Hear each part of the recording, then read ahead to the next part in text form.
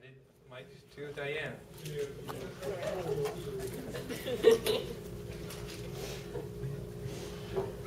Hi, our speaker today is Libby Marks-Shepard, who is director of Therapeion Therapeutic Writing Center. See, I think I said it right. Yes.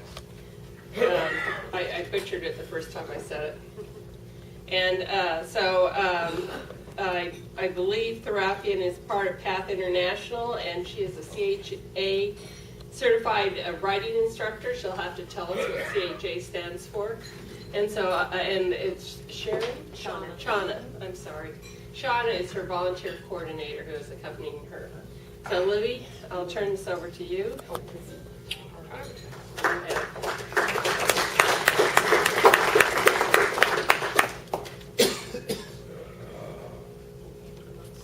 No, that won't work. It doesn't work? No, Oh. Sorry. Okay, as I said before, there truly is the best I've sounded in 2 weeks, so I'm going to croak my way through this the best I can. Fortunately, you have pictures and things to read. Shauna Thompson is our volunteer coordinator. I'm going to put a couple of commercials in here before we start. If you're interested, at the end of the presentation, if you want to talk to her about volunteering, she's got her business cards here. I'd be more than happy to talk to you about that. Excuse me. I'm going to put a plug in here right now for our Kentucky Derby party. On May 7th, the first Saturday in May, is Derby Day, and we're having our first annual Kentucky Derby Ball on that day, hats and horses. The information is on our website. It's going to be the best Kentucky Derby party in the area. It's being held at the Lafayette Country Club. It includes appetizers, drink tickets, steak and seafood dinner, dancing, band. And the band, we understand, plays everything from oldies, which is my selection there, right there, to younger people's stuff too. But frankly, I don't understand the words of most of what they're saying in the younger people's stuff, so we're going to go for the oldies as much as possible. But we do have celebrity judges lined up and for our Derby hat contest. So if you're interested in joining us, the information is on our website, or you can talk to Sean and I about it. So I also, the reason I was asked back, I understand, is because everybody's interested in the veterans services. I do have flyers about that, so you can pick up one of those if you want to when we're done. Okay. We're founded in 2007. We're the only PATH International Center serving our community. PATH is Professional Association of Therapeutic Horsemanship International. Let's see if I get this thing to work. And there's our logo. Whoops. I think I overdid it. Yep. Kind of thumb seizure. Remember the PATH International, and this is the largest regulatory body for therapeutic riding in the world. There's over 800 member centers around the world. PATH sets training and accreditation standards for centers. A couple of years ago, we went through the process to become what's called a Premier Accredited Center, which is their highest rating. And we did that solely so we work with veterans programs.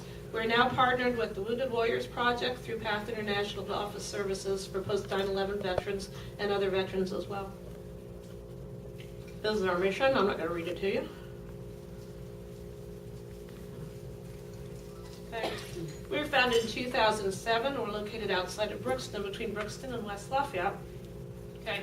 Our pilot program was held in 2007. It was for children in the Child Protective Services. In the the winter 2007, CHAPS, which was the PATH program out at Camp Tecumseh, closed, and so we started offering services for persons with disabilities in the spring of 2008.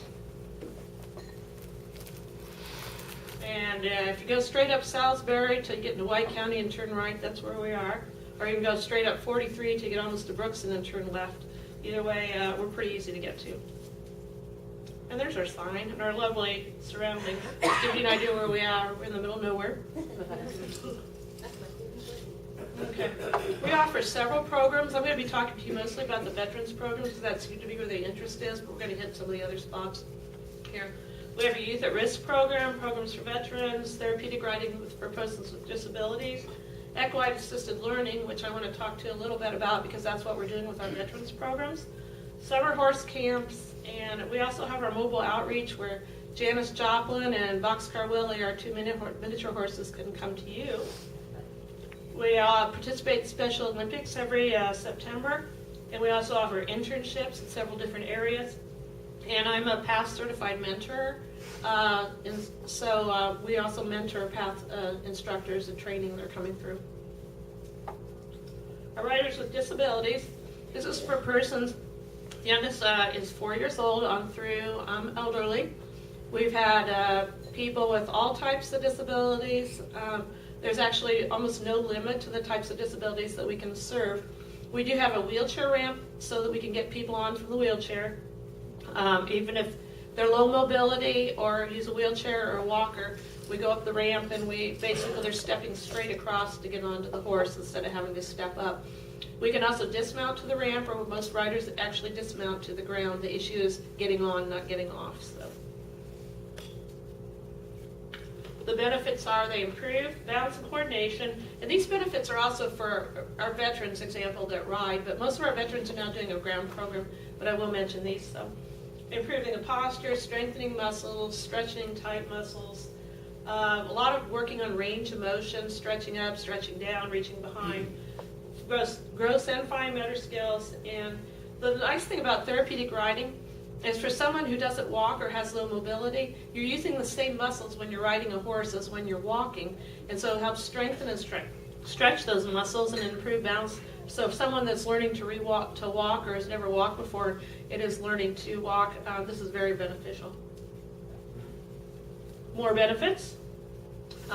We have a lot of riders on the autism spectrum, and a lot of these apply to those riders. Are also riders that children with ADHD or adults with ADHD like myself. Reinforce standards of behavior. A lot of working on bonding and trust. We have several children that come through the Child Protective Services that are sponsored by CASA, and a lot of the things we're working on with this trust and increasing self-esteem. We teach a lot of problem-solving skills. Well, why didn't that work? Okay, you ask your horse to do this and it didn't do it. Now let's think about it, what went wrong there. Okay, promote responsibility and cooperation. A lot of self-discipline issues here that we're working with. And when somebody accomplishes something, they take a big horse that weighs a lot bigger than them, and they're asked it to do something and it does it. There's a really increase of self-esteem and self-pride in that. Okay. Here's just some pictures of some of our riders. The lady on the left is our other instructor, Molly. Okay, Peg Carson on the left is a longtime rider who was paralyzed in a fall down her steps and is now regaining strength and balance through therapeutic riding. She's actually able to move her legs and to do some steps where they never thought she'd even be able to move her toes before. As you can see, we have riders of all ages. Okay, equine assisted learning. This is what we're doing with our veterans now. Based on our pilot program and feedback from the veterans that we've had participate so far, and from some additional training I took last fall when I attended the PATH International annual conference, most of the benefit has to do with the contact with the horses and not the actual riding, unless there's a disability involved that requires the riding to improve. So we've gone to an EAL program for most of our veterans. The EAL uses ground activities instead of the riding. We're working with basic horsemanship and ground skills. We're using it for our youth at risk program as well. You can either do team building exercises. A lot of centers do corporate team building exercises using EAL. That's something we'll be open to in the future, but right now, this time we're not offering. Horses teach very effective leadership skills. Okay, you cannot fake it out with a horse. Okay, if you're asking something and you're not getting it, you really need to stop and reconsider a different way to ask. And that's the very nice thing about horses. They're very honest, very responsive. Horses are present in the moment. They don't hold grudges. So if you mess it up, and all of these activities are supervised by our trained volunteers and a certified instructor. Oh, I forgot to mention what CHA is. CHA is Certified Horsemanship Association. So I'm an instructor through both the CHA and through PATH International. Okay. Horses are present in the moment, so whatever happens right then, that's fine, move on. Okay, we don't hold a grudge, we don't go back and go, the horse isn't going to look at you the next time you go up and go, well, I remember what you did. Okay, I'm still mad at you. They don't do that. So, horses have a pecking order. So some of the activities we do involve recognizing that pecking order and working within that pecking order to teach nonverbal communication. Horses provide very timely feedback, like in the moment. Working with horses increases self-confidence, self-esteem, and improves both verbal and nonverbal communication skills, and it really, really does a lot with problem solving. Okay, here's an example of an EAL lesson. How do you get this horse to put its head down? Let me tell you what, there's no way you're going to push that horse's head down using your own strength. Okay, so how do you cooperate with this horse to get the horse to put its head down? Okay, we're using the EAL for our Carry Home for Children program, for their program with Wabash Valley Alliance. We also have other individual participants that enroll in this program. For example, we have a gentleman that's enrolled for March and April that used to be a horse trainer at the track over in Anderson. He was involved in an auto accident. Actually, he was hit by a semi-truck at the track and was paralyzed. The left side of his face was basically crushed in, so he has very little movement on the right side of his face. He wants to get involved in horses again, but in a special environment, in a safe environment. And rather than, he's over our weight limit of 180 pounds. We have a weight limit to ensure the safety of our participants, so, and also for our horses. So he's going to be doing the ground activities. He's really, really excited to be working with horses again, working with training, working with ground skills. So he's going to be participating with this program. Okay. In our Youth at Risk program, they come in, they do 30 minutes of the EAL, and then they have their 15 minutes of community service that they do after that. So we do have a service component for our Youth at Risk program. And some of the service that they do is we have things like cleaning the barn, raking the aisles, picking up poop, taking it out to the manure pile, weeding the gardens, and whatever else we can think of to do that we don't want to do and they'll do. One of the things they do is maintain the sensory trail. So this is a trail that was put together through a Girl Scout doing her Gold Award project. And she built the stuff, her family came out, and she had volunteers come out. And the sensory trail engages all 5 senses as they go through here. As you can see, they're walking over the wooden bridge, which goes clomp clomp when they walk over it, and going through the noodle wall. So, of course, all of our horses have to be specially trained for this before we put riders on their back to do this. Okay, here's what you guys were asking about. The Wounded Warriors program and our veterans services. We provide what's called equine services for heroes through PATH International. It has required special education and training on our part to be able to do that. And also, as I said, completing our Premier Accredited Center certification in order to partner with the Wounded Warriors Project. The Wounded Warriors Project here has us listed as a service provider. Any post 9/11 veteran that has a disability can qualify for the Wounded Warriors Project, and then they select us as their service provider, and they come out, and Wounded Warriors actually pays us so we can feed our horses to provide services. Okay, they will pay up for 10 one-hour lessons. Our sessions are 8 weeks long, so normally a veteran will come for 8 weeks. But the nice thing about that is that we can pay our electric bill, we can feed our horses, we can pay our insurance, because the Wounded Warriors Project will help pay for that. However, I want to emphasize, we do not charge veterans, no matter whether they qualify for Wounded Warriors Project or not. This program is free to veterans. Okay. We do have programs, it's not just 9/11, post 9/11 veterans we offer programming for, we do offer for other veterans as well. And we're focusing on the EAL programming based on feedback from the veterans that have already gone through and from what other centers are doing. There's a center called Brave Hearts in Missouri that's serving over 100 veterans a week. I did 3 hours worth of training with them at the PATH conference to get a handle on what they're doing with their EAL programs. And they're doing they're doing over 90% just EAL, very few riding programs, because mostly what they're serving is veterans with mental health issues, post-traumatic stress disorder, and other things. So we also have a lot of volunteer opportunities for veterans. So our veterans class for this spring is on Saturdays at noon, because that seems to be the best time for everybody. So if anybody's available on Saturdays and is a veteran and wants to work with our veterans program, we'd be happy to hear from you. So these are some of the things that we're doing. We're working with post-traumatic stress disorder and military sexual trauma victims. Also for physical disabilities, if there is a veteran that needs to ride to deal with a physical disability, we sign them up for our regular riding classes. We have the equine assisted learning, of course. We do have the weight restriction, but there's no weight restriction for EAL, which is really nice. This has opened us up to a lot more people. And here's some of our veterans. This is Justin. And here's a big Cocoa Puff there. Coco's a draft cross. And we call her Cocoa Puff. She's kind of puffy. And this is Dustin on the left, and he rode Duke. And on the right is Jake. Jake's one of our volunteers, and he's a Vietnam veteran. The picture on the left is what Braves Hearts is doing, which is our goal, too, to be able to expand our services that much. And on the right, there's Dustin riding. Okay. Summer horse camps. I'm going to skip over this really quickly because I know I'm going on quite a bit. We're going to have horse day camps one Saturday a month over the summer. We also have week-long horse camps. If you're interested in a short-term volunteer opportunity, this would be a really good chance to do it. We need a lot of staff. Day camp is very labor-intensive, but it's definitely worth it. And so we need a lot of staffing for day camp.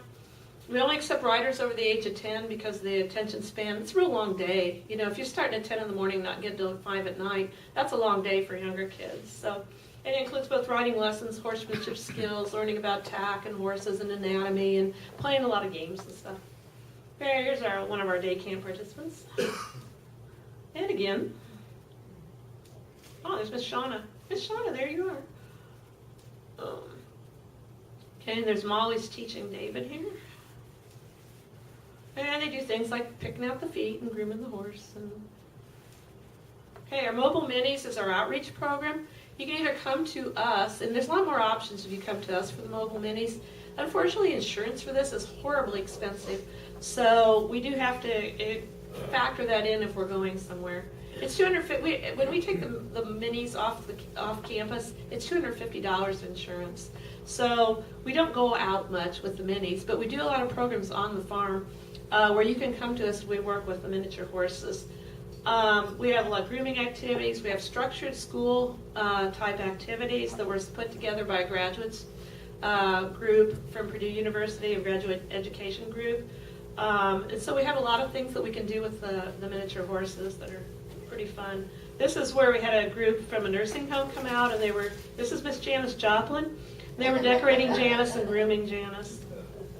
This was at the Hoosier Horse Fair, and this is, his registered name is Windmill Junction Boxcar Willie. We call him Little Willie. But there's Janice again. This is, I believe, is at Westminster. And Miss Janice visiting someone else that couldn't get out of bed. Okay, we also participate in Special Olympics. It's for persons with cognitive disorders. It's the way Special Olympics is set up. It's held at the Hendricks County Fairground every September. And last year we took 4 riders, 4 participants. We've been doing it for 3 years now, and we've already got people signed up for this year. So, and these are some of our riders at Special Olympics. There's Miss Puff again. And there's Duker, Michael riding Duke. Okay, volunteer opportunities. This is why Sean is here. You can talk to her about this stuff. This is her stuff. During the classes, you can volunteer as a sidewalker, horse handler. We also have, we need 1 volunteer for each participant during the EAL classes. Our programs for veterans need volunteers, and we prefer, our veterans would rather be working with a veteran. So if you're a veteran and you're interested in this, please let us know. We also have committees, our equine care team. We have individual group projects. We have barn work days, fundraising, grant writing. We have a tack and feed store that's a fundraiser for us. And we have very flexible scheduling, so we're easy to get along with. Okay, this is our building campaign. This will be getting launched in May at the Kentucky Derby Party. We're currently putting together our plans for this, getting bids on a facility and stuff, and looking for an appropriate site for this. And our building campaign is going to be a great big project. So, but we need to be offering year-round programming. We're currently only open from March through October, and so many of our riders that have physical disabilities or behavioral problems or whatever have setbacks over the winter because we're not offering programming over the winter. So then we come back in March, then we have to play catch-up. So our goal is to be able to offer year-round programming, and to do that we need a climate-controlled facility with an indoor arena. Okay, this is the summer, guys. You're almost done with me. Path Accredited Center, we're 20 minutes north of Purdue. We offer several different programs. many flexible schedule, volunteer opportunities, and we have our Making Miracles Happen campaign. Anybody have any questions? How many horses do you have? We have 10 horses right now. We're actually looking at another one. As soon as I stop coughing and hacking, we're going to go down and look at that horse, because I'm going to have to ride that horse to test it out, and I have not felt like that. So we are looking at another one. One of our ponies, one of the animals is a retired. He's 35, and he lives out living out the rest of his life with us, with his girlfriend, and he has his own little personal girlfriend that they're bonded at the hip. And so Hershey's retired, but we have 9 equines actually working. Plus my husband owns some donkeys, and we borrow one of the donkeys for the EL program ground activities. Are there special requirements that you have to take horses? Are there special requirements to take horses? Yes. This is, people don't understand how hard this job is for a horse. We get probably 5 or 6 calls a week or email requests. Say, I have a horse that'll be perfect for therapeutic riding, and it'll be like a 29-year-old mare that's had all sorts of bone issues or whatever. Our horse is required to work 3 hours a day, 5 days a week. Okay, and so we have to have a healthy horse. We can't take a horse, an older horse. We take a minimum of 90 days training before the horses are actually used in the program. That's a lot of hours of training, okay? And it's a big financial commitment and time commitment for us to take a horse. We take horses in for a 90-day trial, and if after 90 days they're not going to fit into the program, and it's a very special horse that fits into a therapeutic riding program, then they go back to the original owner. Or if the owner doesn't want them back, we'll help rehome them. But the horses have to be very people-oriented, and that sounds funny, but some horses are really a one-on-one. They don't do well with groups. We've had horses come in, and they get up to the point where they have 4 people working around them at the time, and they freak out, and we're not able to get past that. Our horses have to be able to have a rider and 3 volunteers working with them at the same time without feeling pressured and threatened. And our training involves everything from desensitizing them to hula hoops and basketball being thrown over their head or hitting them in the legs, to having people mount from the wheelchair ramp or having people off bounce. They're trained to move on verbal commands, because many of our riders do not have adequate use of their legs to be able to squeeze the horse and tell them to go. So when we say walk on, that means walk on, or when we pat them on the neck for someone who's nonverbal, they need to walk on. They need to whoa when we tell them and not freak out when they're not supposed to. So it takes a very special, level-headed horse. We can do a lot of training, but the personality has to be there. So there are very special requirements for our horses. You talked about wanting an indoor facility, and was it in the summer you wanted that? Well, talking about our indoor facility, our Making Miracles Happen building campaign, we're going to be launching that in May. We're going to have the information available that at the Kentucky Derby party, and then we'll be doing a launch over the summer to start getting that up and running. It's going to take us a while. We're going to need a lot of money. I mean, there's no doubt about it. We need to build a classroom building with restrooms, stalls, mounting area, tack room. It all needs to be climate controlled, and then we need an indoor arena as well, and so that we can ride no matter what the weather is. Currently we ride outdoors, and sometimes we have to ride in the barn because it's raining out, and which isn't ideal. I mean, when we went through our PATH accreditation, they said, yeah, this is okay, you can do this, but it's not ideal. You know, riding in the barn nose is not the same thing as riding in an arena. And so it really limits to what we can do on those bad weather days. We can also not ride or have classes during the winter because the barn is a barn and it's not climate controlled. We don't have a climate controlled classroom. The restroom is a handicapped accessible portalette with a heat lamp in it in the winter. So, I mean, this is not an ideal situation. So over the winter, we cannot offer programming. So we were founded in 2007, and we know that we're going to make it. I'm going to tell you a little story real quick. God put me on this path to become a therapeutic riding instructor, and He's kicked me along the way, kicking and screaming sometimes. But every time that we thought, okay, here's a wall that we can't climb, or here's a barrier that we can't get around, He has made sure that that has happened. So right now I'm looking at the numbers for this, and we're looking at like close to $500,000 between the property and everything. But I know that He told me this was going to happen, and I am sure that this is going to. I know with faith and prayers and the support of our community, the support of our families and everything, that this facility will happen. And 10 years ago, he put me on this path, and we opened, well, more than 10 years now, 13 years ago now. Boy, that went fast. Okay, I now have a 1-year-old, 2-year-old grandkid. I don't know how that happened. But, well, maybe maybe I do. But anyway, so, I mean, you know, every time that I think something's not possible, it's become possible. So I know that this is possible. Isn't the Molinghoff Center adaptable to this sort of thing if it wasn't being used in the, I don't know where the Molotov Center well, is. you so- drive down Northwestern and see The this indoor great big, practice facility, football. great big building that. Big football building. yes. Oh, a football building would be No. perfect, but I don't think they're gonna want us to bring their horses and build a barn and put in classrooms and stuff, so, And they might want to do that and build another one for, yeah. I mean, this. I don't think Purdue's good at spending money on sports facilities, that's for sure. What do Yes. you do with the horses now during the wintertime when you're down? Okay, what our horses do over the winter? Nothing. So, the facility is located at our, at the farm that my husband and I own right now. And so they're out with all the other horses. My husband and I basically take care of them during the winter.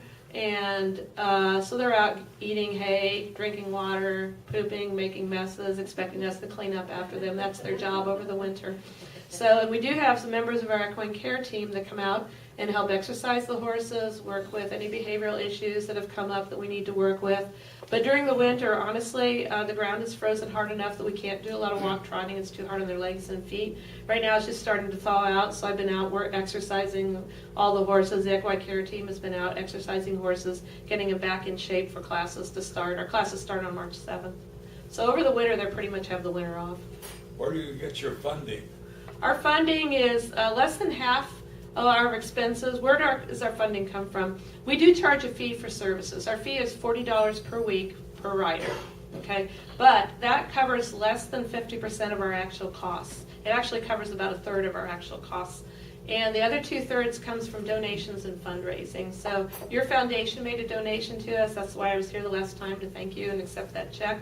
But for example, the Kentucky Derby party that we're having in May, that's our big fundraiser for the year, and we really need that to be a success so that we can put money into our building fund, put money into our scholarship fund, and also put money into our programming. So horses eat, and they spend a lot of money, and every time you think you have a little cushion, they find a way to spend it. So our biggest expenses are our equine staff members and their support. We also have things like our liability insurance, our health insurance, our electric bills, our phone bill, all those things that you have, we have too, only bigger. So, and if you think that it costs a lot to feed a kid, you should try feeding a horse. I mean, this is they do eat like a horse. So, but anyway, so yeah, so our funding is, our fees are only a small part of our service. The rest is from donations and fundraising. And Shauna has taken on the job of not only being volunteer coordinator, being our fundraiser coordinator. So if you have any questions about that, I'm going to defer over to her about that.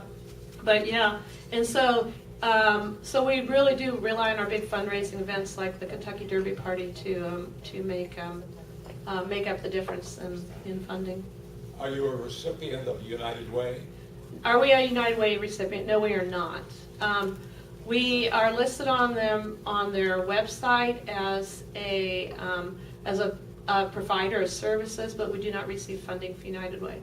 We are 501c3. All donations are tax deductible, but we do not receive any income from United Way. Okay, any other questions? Then let's give Libby a Did you have a hand. question, hon?